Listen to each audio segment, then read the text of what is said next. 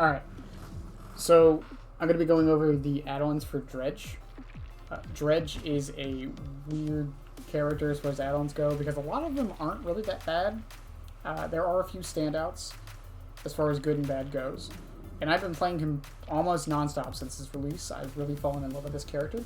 I think I have a decent enough understanding to tell you how good or bad some of the add-ons are.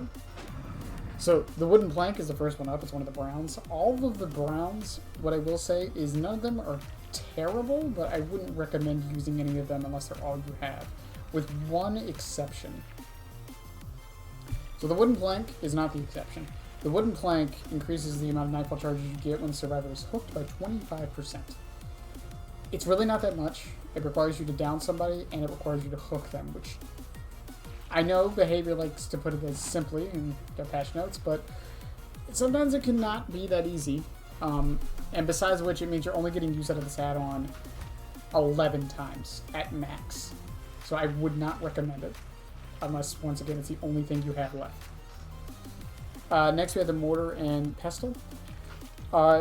Basically, when you emerge from your remnant, like you teleport back to it, you'll be facing the same direction as when the teleport was activated versus when the direction you're facing when you activate it. So basically what happens is when you're going around a loop, you place the remnant down. And then when you teleport back to the remnant, you'll be facing the direction you currently are when you press the teleport back button. So if you have it facing to the north and you're facing to the east when you hit the button, you'll be facing towards the east. With this add-on, you'll be facing towards the north. It can be very disorienting, and personally I think it's how it should work in the first place, but I can see the reason behind it. Honestly though, eventually you can get to a point to where you can spin the moment you get back to the remnant, so I wouldn't recommend this even for learning. It can make it complicated and mess up your muscle memory. Next is the Follower's Cow. This is the one I was going to say is probably the only brown add-on I would even consider running. Teleporting to the remnant will activate Killer Instinct even when not in Nightfall. One, Killer Instinct when you teleport back to the remnant isn't that important unless you really, really suck at tracking and you lose somebody. But it makes it work outside of Nightfall. So you can just place the remnant down and teleport back to it, and if anyone's anywhere near you, you'll know. So it can be good for information in that sense. I wouldn't recommend it that often, but it can be useful. I could see an argument for it being useful. The caffeine tablets, whenever you're searching for a gem to teleport to, when you activate the gloaming, I'm sorry, the lockers that are locked are highlighted in yellow. The thing with this add-on is that I wouldn't recommend it for a few reasons, but mostly because a lot of times you really don't care if the locker is locked. You're still going to want to teleport to it, plus you have 3 teleports, so if one of the lockers happens to be locked, you can teleport away and teleport back to a different locker and kind of reposition yourself. This means you don't have to go through that whole rigmarole, but honestly, teleporting all 3 times is a lot of times worth it because it lets your Nightfall charge faster.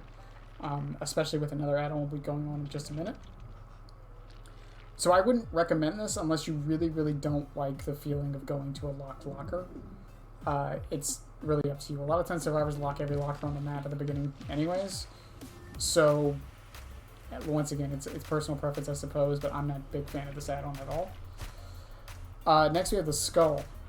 This will increase the Nightfall charge speed by 66% while any survivor is injured. Now, in my opinion, this is one of 2 add-ons that are base. And what I mean by that is these 2 add-ons are never bad to bring. I'll go over what the other one is here soon. It's on the next page. But this is always good. Especially if you pair it with Sloppy, you can get your Nightfalls quite often during the match. I get them about 3 or 4 times. I know I hear most people saying 2, but I get them about 3 or 4 times per match. While not the most impactful thing, it definitely helps out. And when you're learning this killer, I would definitely recommend bringing this because having Nightfall up is such a crucial part to his kit. Next, at his calendar. This decreases the time it takes to exit a locker by 1 second. Now, this includes locked lockers. So when you come out of a locked locker, it will actually still take a second shorter. That 1 second doesn't seem like much. However, it takes 2 seconds to get out of a normal locker and 4 seconds to get out of a locked locker, give or take. I think there's actually like 0.3 added in there or whatnot. So you can get out of a locker in 1 second, which is kind of insane sometimes. I prefer to combine this with Fearmonger / Mindbreaker, because you could teleport to a gen, get out of the locker, and they can't like prep the Fearmonger exhaustion by just standing still for a couple seconds. But in general, it's actually a pretty great add-on. I would recommend it while you're learning, because you'll become way too reliant on coming out. But if you like coming out of lockers and getting hits instantly, I would really recommend this add-on. Next to the Fallen Shingle, this is the other one I would consider base. So it increases the Nightfall charge whenever you use Reign of Darkness, which is your entire power, basically. So that includes if you just let the Remnant sit there or sit inside of a locker, the time will start ticking up 15% faster. Doesn't seem like much, but having Nightfall up consistently can make or break sometimes. I highly, highly recommend this combined with the Skull. You'll be constantly getting Nightfall. Like I said, I get it about 4 or 5 times a game with these two add-ons combined. Next is the Letters, another Nightfall charge one. It increases Nightfall when you injure a survivor. So the difference between this and the Skull increases it while they're injured, and this increases it when they get injured, and only when they get injured. I'm not a fan of it. I've used it a few times, and it just doesn't seem to increase the amount as much as I think it should. You could try running it with the Skull or the Shingle, and it might work out. You might still get Nightfall quite a bit, but I personally don't think it's worth it. I think the Skull is more consistent. Even if they're healing up all the time, it just causes the timer to tick up faster. Next is the Air Freshener. It adds 1 teleport token. You have 3 at base. This brings it up to 4. I don't like this add-on. And I know there are some Dredge players I've seen, and people who just play Dredge, who swear by this add-on, because that 4th one lets you be correct. I'm just not a fan. Honestly, if you messed up 3 times through teleports, even if you made it to a locked locker, at that point, the 4th one's probably not going to matter all that much. And there's another reason I don't like this add-on, personally. But, I mean, if you're learning Dredge, I also wouldn't recommend it, because you're going to get too used to having that extra teleport. It's great for checking the map, though. Corners of the map, you could teleport to all 4 corners and see exactly where everyone is, but there's another add-on coming up that I will explain that makes this add-on almost obsolete in that regard. Same with the Worry Seed. The Worry Seed reveals survivors' auras for 6 seconds when they lock a locker. There is no notification on this. You have to be looking at them when they do it. Not when they do it, but you have to be looking around, basically. I'm not a fan of it, mostly because it doesn't give you any kind of notification, so you have to actually actively be looking around to find the auras. It can be good, though, because survivors tend to lock lockers a lot. The only problem with this add-on is eventually they will lock all the lockers, and then you won't have an add-on, and that's why I'm not the biggest fan of it. Plus, the aura reading, I've used it so many times, and even though people are constantly locking lockers, I just happen to be looking the wrong direction and don't get the aura reading. Next is the War Helmet. It increases the Killer Instinct by 1.5 seconds during Nightfall.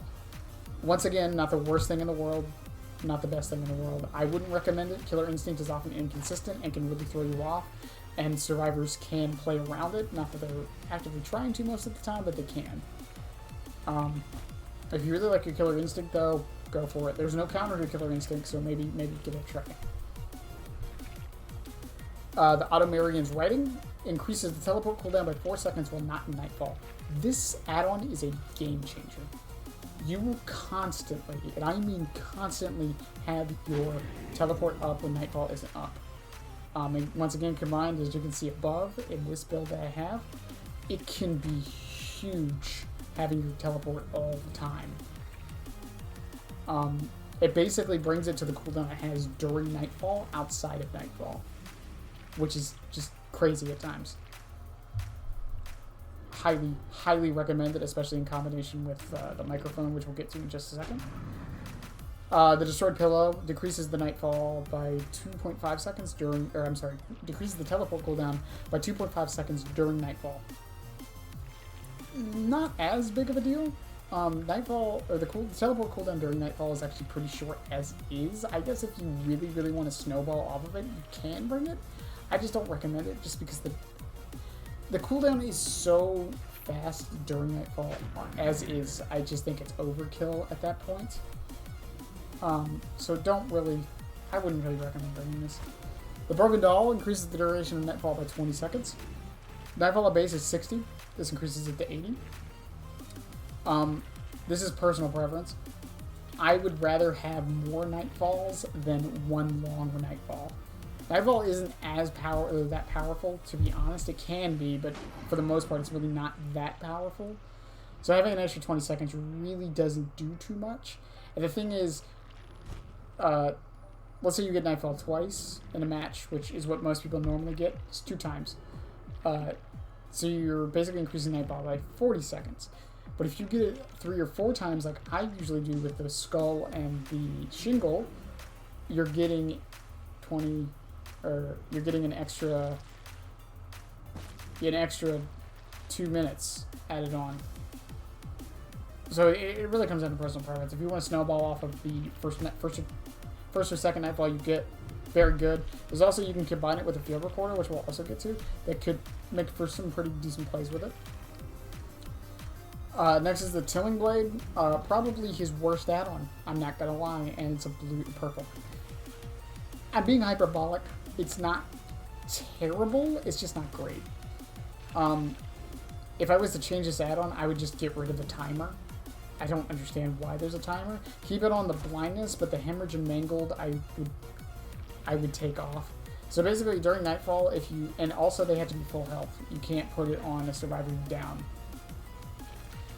So during Nightfall, when you hit a survivor from healthy to injured, they get blindness, hemorrhage, and mangled for 60 seconds. That's a lot of status effects, sure, but it's only 60 seconds, and it's only during Nightfall. Just bring Sloppy Butcher if you really want hemorrhage and mangled. It's just a lot of requirements, and I just don't think it's worth it. If it didn't have a timer, I think it would be much better. Once again, only for the hemorrhage and mangled. I understand the blindness hitting in 60 seconds. I do believe this is the longest, apart from Third Seal, blindness effect in the game. I do need to double check that, but I'm pretty sure it is. Next, you have the Microphone, probably my favorite add-on on him. When you, your last teleport token will reveal every survivor on the map. Their auras are revealed to you. There's no range. There's no caveat at all with that. One thing I will say with using this add-on is the aura reading starts the moment you use that last token. So let's say you use 2 and then you start teleporting. The moment you start teleporting to that third locker and use that last token is when the aura reading starts. So the moment you use that last token, start teleporting, start looking around and seeing where they are. In combination with the writing, you can teleport around the map constantly and keep getting aura reading, knowing exactly where the survivors are and exactly what they're doing.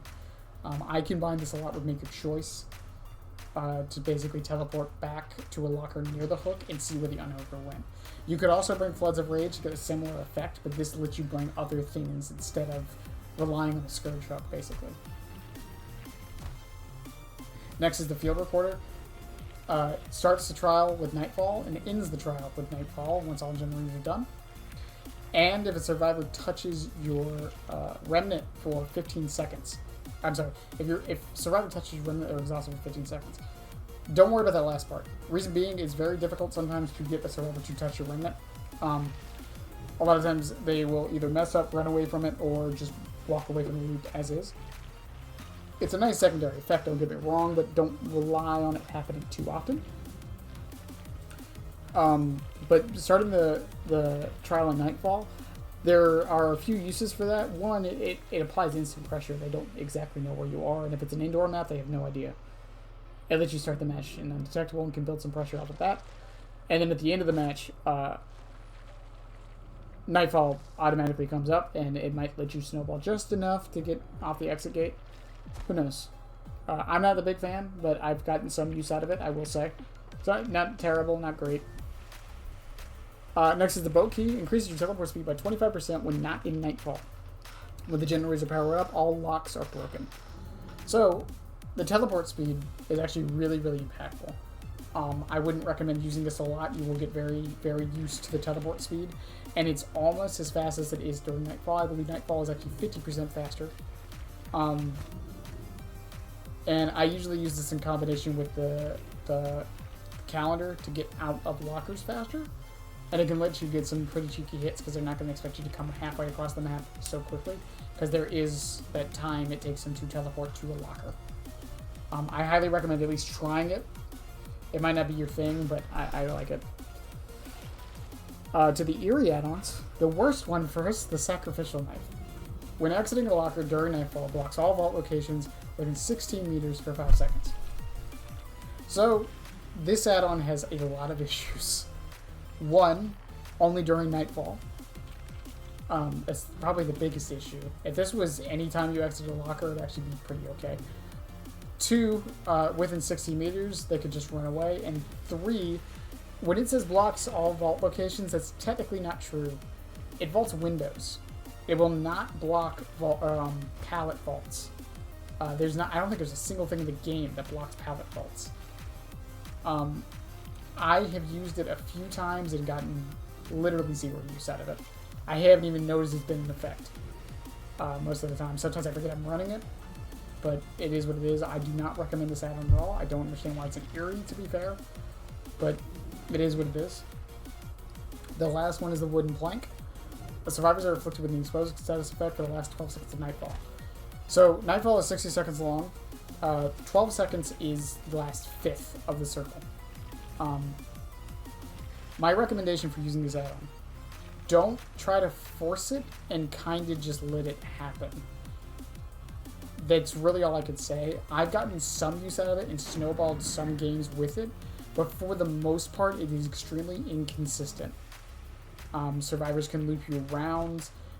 If you see a survivor when your Nightfall just started, then it's not going to do anything. If you find an injured survivor, it's not going to do anything. There's so many things that have to go right for this add-on to work that I just wouldn't recommend it. Combining it with the field recorder, you can get some cheeky exposed hits at the beginning of the match and probably get a snowball going. But it's not the most reliable thing because if you don't get those hits at the last 12 seconds, then it really didn't do anything, did it? And it's only 12 seconds long, too. That's the other thing. Even if you add on the broken doll, it's still the last 12 seconds. I wish it was like the last fourth of Nightfall or something instead of the last 12.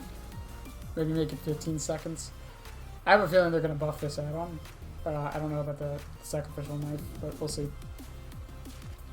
But that's all of the Dredge's add-ons, and from someone who's been playing Dredge quite a bit since his release.